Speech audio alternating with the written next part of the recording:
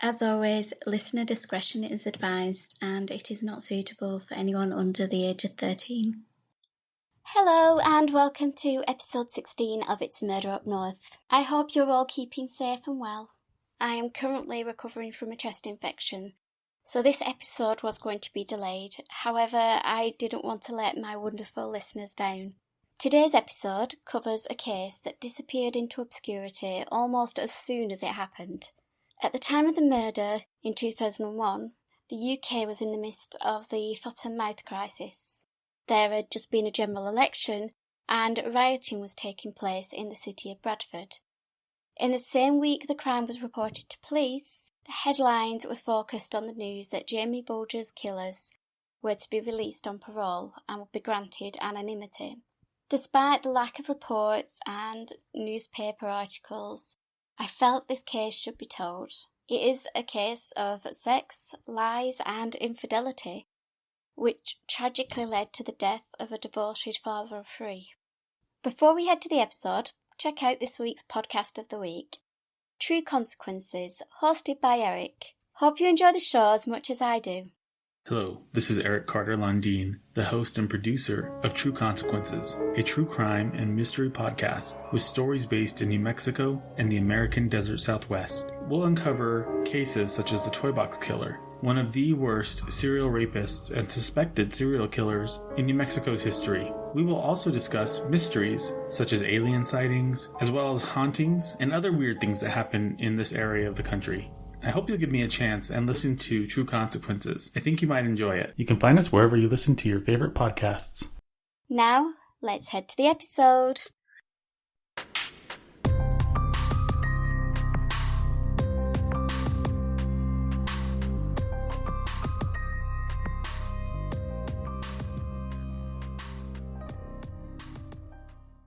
Have you ever walked down a quiet suburban street or passed a row of houses in a car and wondered who lives there, what their lives are like and what they do for a living? Or do you see that mum, dressed for perfection at the school gate, and wonder how she manages to look so perfect when you've just about managed to make sure you've got a matching pair of shoes? We all know that one person whose only posts on social media are about how wonderful their life is, presenting that picture-perfect image of what they want the world to see, and the internet makes it so easy for them to keep up the charade. People are always going to want to present their lives in a favourable manner, concealing the less attractive aspects behind closed doors or out of view of a camera lens. In the quiet, working-class suburb of Sale lived Tracy Seaward, whom, to the outside world, appeared to have it all. 3 beautiful children, a beautiful house, luxury holidays, and her partner Philip, whom she had been with for 20 years. Tracy and Philip had been childhood sweethearts, having met when she was just 14. The couple moved to Honesty Avenue in Sale and started their family. To their neighbours, Tracy was a bubbly and chatty person who would happily invite you round for a cup of tea and a chat. Her house was immaculate, her children well-mannered, and she was one of those perfectly presented mums we envy at the school gates.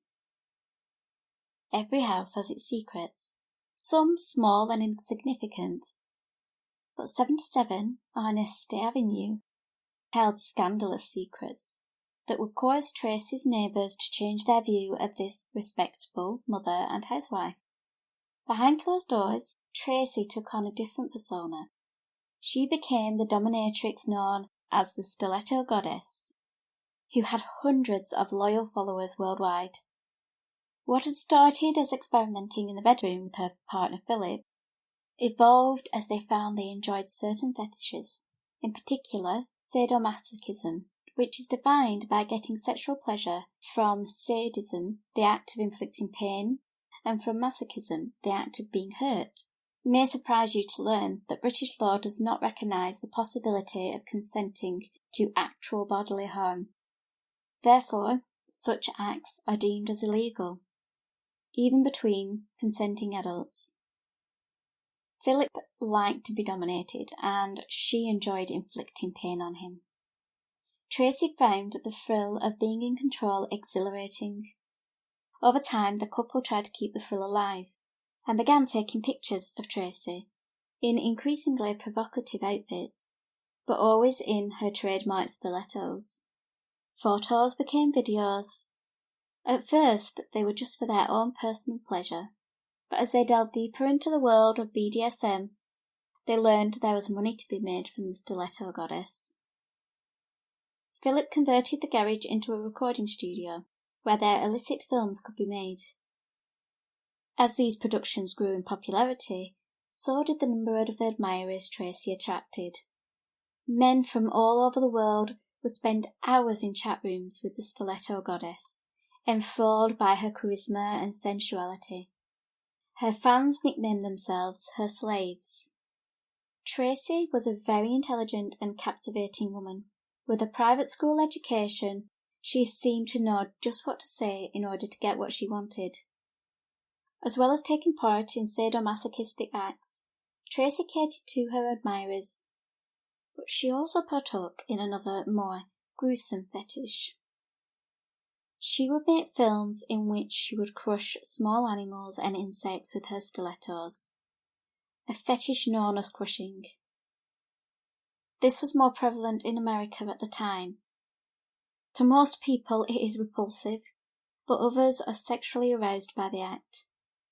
Dr. Mark Griffiths, a psychologist at Nottingham Trent University and one of the few experts in the area of extreme animal cruelty, stated that he'd called it zoosadism by proxy, meaning that it's human on animals sadism. My understanding, he continued, is that it's mainly men being sexually aroused by watching women crushing animals. The women aren't sexually attracted to the fetish, but they do it for financial gain. I personally can sit and research horrific murders all day long, but I cannot stand the thought of an animal being hurt. For this episode, I looked into where the law stands on this type of pornography, and was unable to find anything that suggests it is illegal. However, in 2002, 4 people were jailed for making crush films, featuring the sexual abuse, torture, and killing of animals. The homemade movies were intended for illicit sales in sex shops, and showed a guinea pig and a kitten being stamped to death by a woman wearing high heels, and material of an overtly sexual nature. Judge Grenville Styler, who oversaw the trial of the 4 perpetrators, called the films sick. He sentenced the ringleader, Craig Chapman, who was 27 years old, to 2 years in jail. He gave 4-month terms for conspiracy to publish obscene material to Christine Biceford, Sarah Cook, and Teresa Smallwood. Following the conviction, Terry Spammer from the RSPCA's Special Operations Unit said crush films are a small but growing niche in the sex industry's fetishist market and sell for up to £150. Yesterday's prosecution was the first of its kind. Tracy worked hard to ensure that her secret life was concealed from those around her. To the people who walk past her house, on that respectable suburban street, they have no idea what occurred behind that front door. As time passed, Tracy would spend increasing amounts of time on the internet as her alter ego, the Stiletto Goddess, whose persona made her feel confident and attractive. Philip, however, was beginning to resent her interactions with different men, as conversations ranged from flirtatious to illicit. He loved Tracy, and he just wanted her to be happy. He loved how she glowed with self-confidence and blossomed into a woman who could take control and felt empowered. And so her devoted partner stood by her despite his jealousy and anxiety that one day he may no longer be good enough for her. Philip's gut instinct was right. Soon his affections weren't good enough for Tracy, and she began an affair with one of her admirers. He was 26, she was 38. The only obstacles preventing them from starting a physical relationship were Philip and the fact that Gianna Pravatelli lived in Switzerland. As her desires for Pravatelli grew, the relationship between Philip and Tracy grew volatile. The couple began to have explosive arguments, leading to Tracy walking out of the family home and leaving behind her 3 children. Phil learned that his partner of 20 years had fled to Ireland to be with her online lover, Giorna Pravatelli. He had no idea that she'd been having an affair with one of her followers, and he was so angry. The betrayal devastated him, and he turned to his family for support.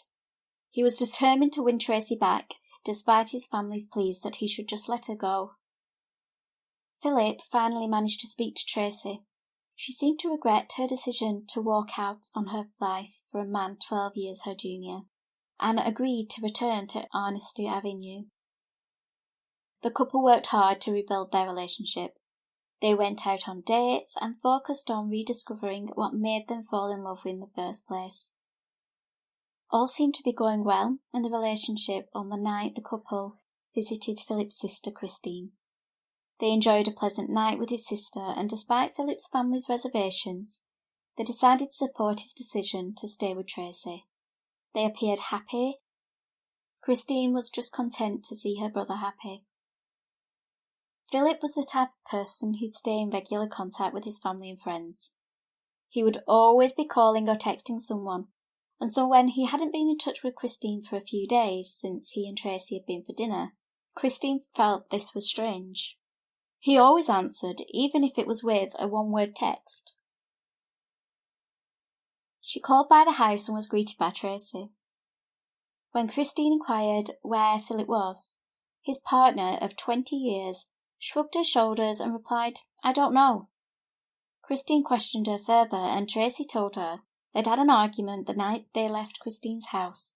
He had packed his bags and walked out. Christine was shocked. It had been a week since the dinner in her house. But Tracy didn't seem concerned, and as she probed Tracy further, asking if Philip had been in touch since he left, Christine was even more alarmed when Tracy told her that she hadn't heard from him. Following much persuasion from Christine, Tracy called the police to report her husband missing. A week later, it was Philip's son's birthday, but there was still no news from Philip. No matter how angry he was at Tracy, he would never take it out on his children. So this time Christine called the police to chase up the investigation. It was about this time that Philip's car was located in a rural lay-by. It had been set alight, and any hope of recovering forensic evidence was destroyed by the flames. This led police to suspect that Philip had been the victim of foul play and was possibly deceased. The police paid a visit to Tracy and was surprised when the door was answered by a man in a bathrobe, who quickly disappeared upstairs while the police questioned Tracy. She reiterated what she had told Christine, that Philip had packed his bags and drove away on the 11th of June after an argument. He was probably abroad somewhere, she said.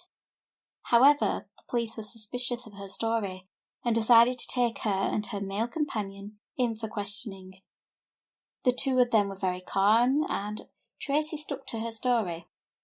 While she was at the station, the police began to search the house for evidence. During the search, they discovered Philip's clothes hanging in the wardrobe. They also found his mobile phone. This was a curious discovery, as Philip was constantly in communication with various people. The search also uncovered Tracy's secret life, her alter ego, the Stiletto Goddess. They were shocked at the graphic nature of her videos, and the deeper they delved, the more they discovered. Accessing her computer, they were able to see her conversations with the Stiletto Goddess's slaves. There were hundreds of men who obsessed over her, and one name in particular stood out. He was a man from Switzerland, but at that moment in time, he was sat in the interview room at the police station. He was Giorna Pravatelli. With this new information, the police questioned the pair regarding their relationship, and both freely admitted they were lovers and that Philip knew about the affair. Tracy continued to insist that Philip had walked out on his family after an argument, and she did not know where he had gone. It was by pure chance that as Pravatelli sat in his cell, Another officer, who was not involved in the investigation, recognised him. He had seen Jonah somewhere before, and as he racked his brain it occurred to him he had seen the man down by the local canal. PC Trigg recalled how he had been out jogging along the towpath when he saw a man standing beside a maroon car. Something about the man didn't seem right. The man seemed nervous, and despite it being a warm morning, he was wearing a thick trench coat. So as he jogged past the parked vehicle, the officer made a mental note of the car's registration number and carried on his run. Roughly 10 minutes later, he was surprised to encounter the same vehicle, but in a different location. This time there were 2 men at the car, the man in the trench coat and another. The officer felt uneasy about them, but continued his morning exercise. It was only when he saw Jonah Pravatelli that he remembered what he saw.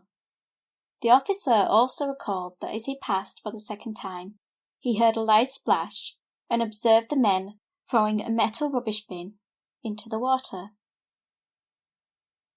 When questioned regarding his activities down at the canal, Pravatelli calmly explained that he had thrown a dustbin full of rubbish into the water, which corroborated what PC Trigg had seen. It was a plausible explanation as to why Jonah Pravatelli was down by the canal, but it still didn't help the police explain Philip Brierley's disappearance. However, an email from a man in the United States was about to change the course of the investigation. The email had been sent by a man called Sean, who lived in America, and he told police that he had been on an SMS site. During a conversation, he read reports relating to a man who had been murdered in the UK. Unsure if the accounts were true or just gossip, he decided to reach out to the various police forces in the UK with the information he had. He was able to tell them that the conversations mentioned a man called Philip, who had been murdered, his body dismembered and disposed of in a canal. He also identified a person of interest, a man called Chris, who was a security guard at a disused garage. When this email filtered through to the Cheshire Police Force, they began to contact a number of security firms in the area, and were able to track down a man known as Chris Connolly, whose job description matched what the American had described. But was it just a coincidence? Investigators didn't think so. A couple of officers had spoken to Connolly while they were conducting searches at Philip and Tracy's home. He showed an interest in what was happening and seemed keen to know what the police had found. He was brought in for questioning, but unlike Tracy and Jonah, he was anxious, fidgeting, shaking and sweating as he sat in the interview room. While the nervous man was being questioned, some items of interest were found at his home. They found receipts from a local building merchants, showing Chris had purchased some cement, tape and plastic sheeting in the week following Philip's last known sighting. When police went to visit the builder's merchant, the staff had a vivid recollection of Chris, as he was behaving in an odd manner. He was described as jittery, like he had drunk too much coffee, and seemed paranoid. The staff recalled that they received a call of Chris 10 minutes before they were due to close. He pleaded with them to let him come down and pick up some more cement. It seemed strange that he was so desperate that he could not wait until the following morning. The builder's merchants agreed to wait for him, and his order was awaiting at the door when he arrived. Chris was in such a hurry that he grabbed the bag of cement, paid the merchant more than needed, and raced off before getting his change. Now the jittery man sat in the interview room at the police station and was confronted with this information. It didn't take long for him to crack. He confessed he knew where Philip was, and that he would take the police to him. Escorted by the investigators, Chris directed them to Sale Water Park, a beauty spot which boasted farmland and nature reserve, lakes, the River Mersey, and the Bridgewater Canal. It also happened to be a couple of minutes' drive away from Philip's house. He took the police down a narrow access road which led to the Bridgewater Canal. The route ran parallel with the canal and its towpath. At the point where the road and the towpath merged, Chris told police to stop their vehicle. He pointed at the dark, murky water that flowed under a motorway road bridge. A dark, dismal place. The rumble of traffic echoed overhead. A damp odour filled the air. Pigeon droppings covered the floor, and the walls were covered in graffiti. This was where Chris claimed he had dumped Philip Brierley's body. Divers were brought in to search the canal. They did not find a body, but what they did find were some unusual lumps of concrete. Due to the recent purchase of concrete made by Chris, police suspected the blocks may contain the remains of the missing man, and so they were brought in for examination. Not wanting to risk damaging vital evidence, a specialist X-ray machine was brought in.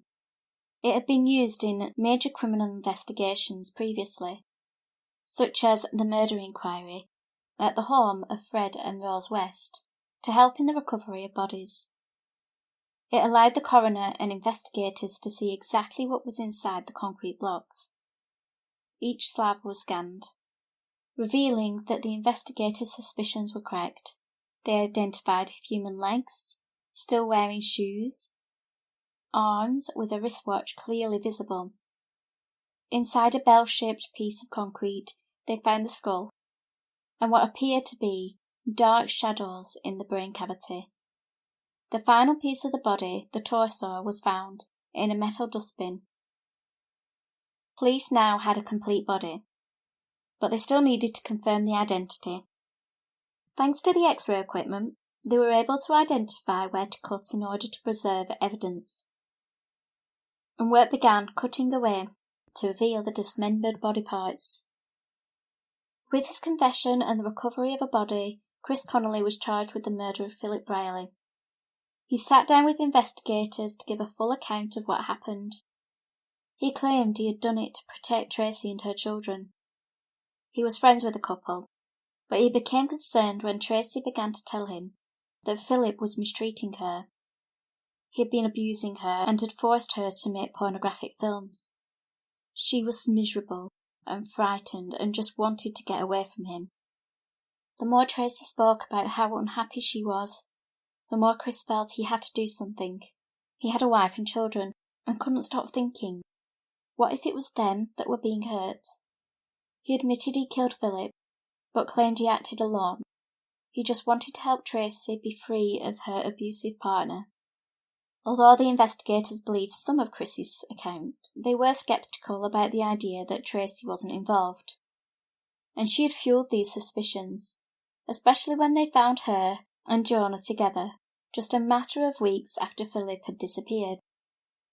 They also had an eyewitness, who placed Jonah Pravatelli at the canal with another man in the same area where the body was found, and police believed that the unidentified man had in fact been Chris Connolly.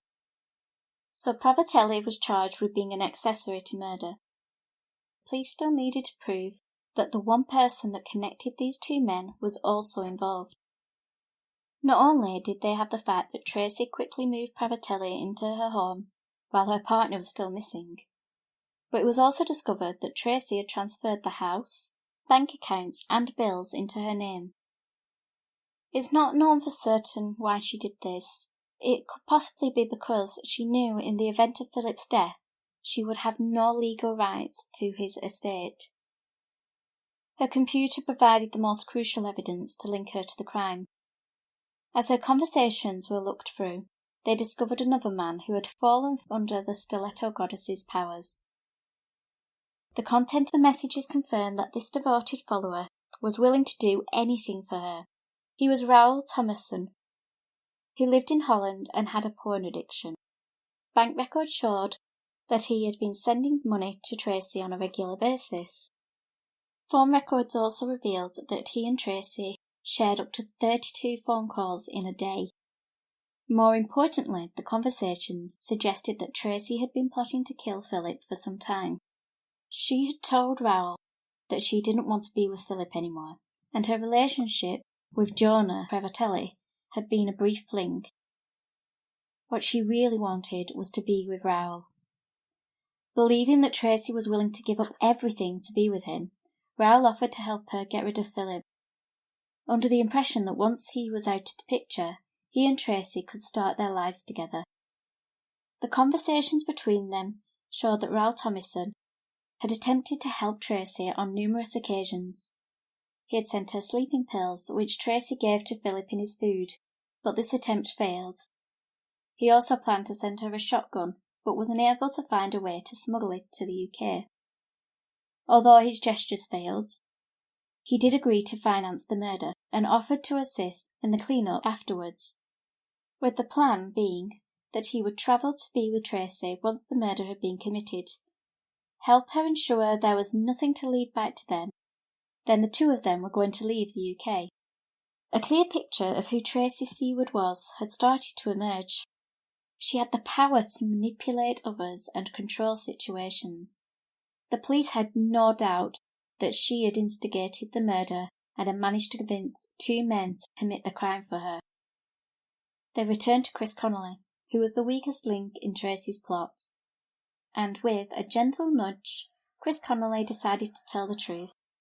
He told the police how he was giving Tracy a lift home, and she started telling him how scared she was of Philip. She hated him and how he was treating her, but didn't know what to do. Chris had heard Tracy say this several times before, but this time she seemed desperate to get away. Chris suggested she should just leave Philip, but she claimed he would only come after her, like he had done when she tried to run away with Pravatelli. The only way she could escape is if Philip was dead. After months of hearing her desperation, Chris Connolly asked what he could do to help. That's when she asked him to kill Philip Brierley. Reluctantly, Chris agreed, and shortly after the conversation he received a package. Inside was a candle holder. He tapped the base to discover it was hollow. Slowly, he removed the base, and out onto the table dropped a gun and ammunition. It would later emerge that it was Giorno Pravatelli who had sent him this weapon. On the night of June 11, 2001, Chris Connolly was at work in the abandoned garage when Tracy and Philip arrived. They had just been passing when Tracy suggested they call in to see Chris. Philip was intrigued by the old garage, and Chris let him take a look around. While he stayed with Tracy, he wanted to know that she was sure that she wanted Philip dead.